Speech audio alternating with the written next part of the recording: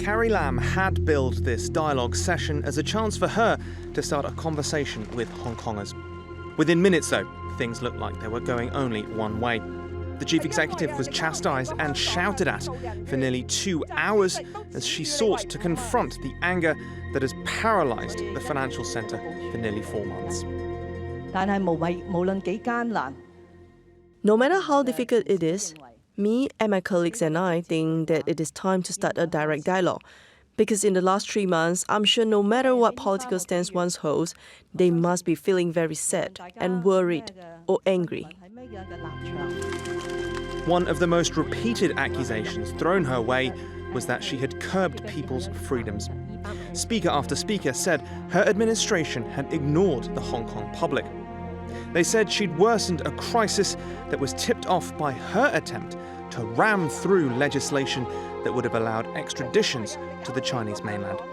After weeks of mass protests, those plans were abandoned.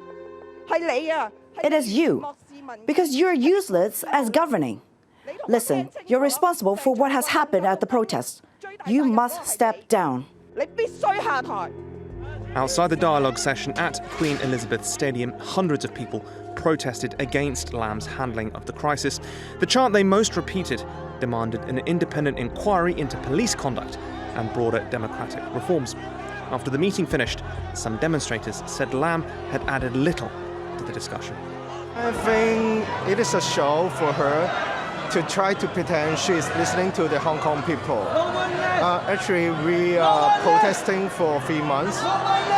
From 9th of June, everyone is walking on the street, but she's not listening to any one of us.